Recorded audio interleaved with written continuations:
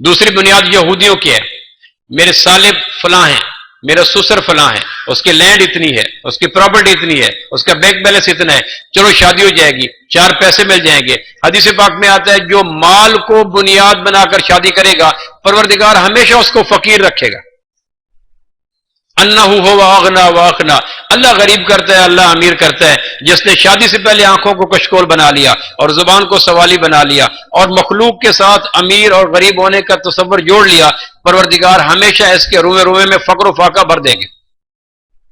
ہمیشہ مانگتا رہے گا، ہمیشہ جھکتا رہے گا، ہمیشہ بچتا رہے گا، ہمیشہ پستا رہے گا، ہمیشہ چاپلوس رہے گا، ہمیشہ خوشامد کرے گا، کیونکہ اس کو پتا ہوگا کہ سسرال کی خوشامد کروں گا تو یہ ملے گا۔ سو یہودیوں کی بنیاد پر یہ مت کرو۔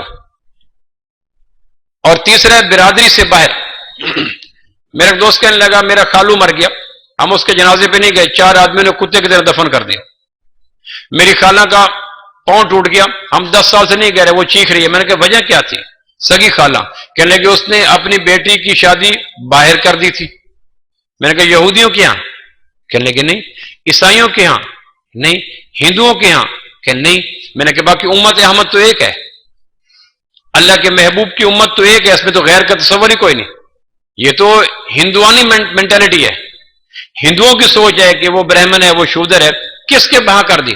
کہ اس نے برادری کیا کر دی؟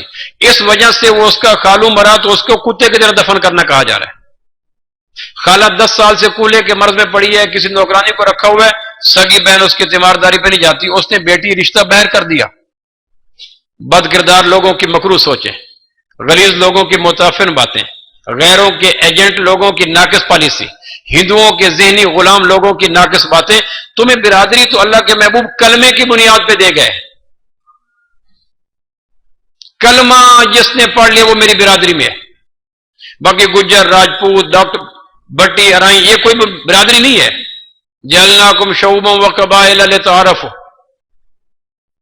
میں جی فلاں حسب نسب میں شادی کروں گا، بڑا خاندان، عزت ملے گی۔ حدیث پاک میں آتا ہے جو اس لیے بڑے خاندان کا انتخاب کرتا ہے وہاں سے کروں گا عزت ملے گی، اللہ اس کو ذلیل کرے گا۔ العزت للہ ولرسولہ وللمؤمنین، عزت اللہ دیتا ہے، رسول تقسیم کرتا ہے، ایمان والوں کو ملتی ہے، باقی تو سارے ذلیل کے ذلیل ہیں۔ اللہ کے محبوب صلی اللہ علیہ وسلم نے 11 شادیاں کی، اس میں خونی رشتہ صرف ایک ہے، سیدہ زینب بنت جہش رضی اللہ عنہ، آپ کی سگی پھوپھو کی بیٹی، بس ایک ہے۔ باقی 5 بیویاں آپ کی برادری میں ہیں اور 5 بیویاں آؤٹ آف فیملی۔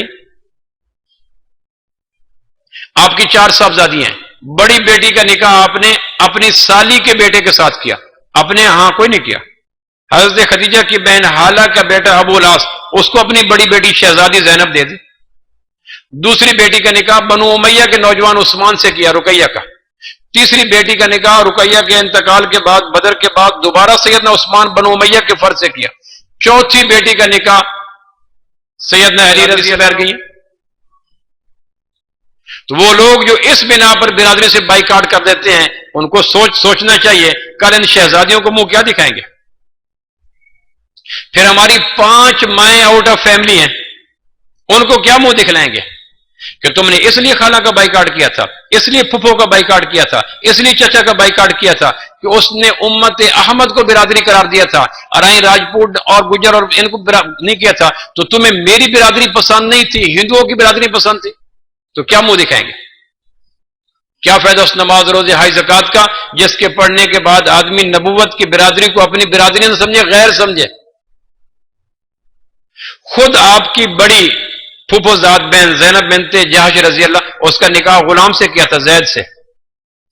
زید بکتا بکاتا آیا تھا، اوکاز کے میلے میں بکا، حکیم بن حزام نے خریدا، شادی کے موقع پہ اپنی پھوپھو ذات بہن حضرت خدیجہ کو دے دیا، خدیجہ نے ڈونیٹ کر دیا آپ علیہ السلام کو۔ بکتا بکاتا غلام، پتہ نہیں کہاں ڈاکہ پڑا، ڈاکو نے نوجوان کو اٹھایا، اوکاز کے میلے میں سیل آؤٹ کیا، حکیم بن نظام نے پرچیز کیا، سیدہ خدیجہ کو تحفہ دیا، شادی کے بعد انہوں نے نبوت کے قدموں میں ڈھیر کر دیا، تو آپ نے اپنی سگی امیمہ پھپھو کی بیٹی زینب کا نکاح اپنے غلام سے کر دیا، غیر سے نہیں کیا، جو ہمارے ہاں غیر کہتے ہیں جس کو۔ سو ہندوؤں کی بنیاد پر اپنے اور غیر کا تصور نہ رکھیں، اگر ماننا ہے تو جس کا کلمہ پڑا اس کی برادری کو مانے۔ اللہ کے واسطے اس جرم عظیم سے توبہ کریں کہ ہم نے فلاں سے تعلق کاٹ دیا، اس نے بغیر شادی کیوں کی تھی۔ آج کئی بچیاں بلوغت کے بعد سائیکی پیشنٹ بن چکی ہیں، نفسیاتی مریض بن چکی ہیں، کیونکہ ہم نے شادی کرنے کے لیے نبوت کی برادری کی بجائے اپنی برادری، اپنی گوت، اپنے خون کو ترجیح دی۔ آپ نے فرمایا جو خاندان کی بنیاد پر شادی کرے گا اللہ اس کو ذلیل رکھے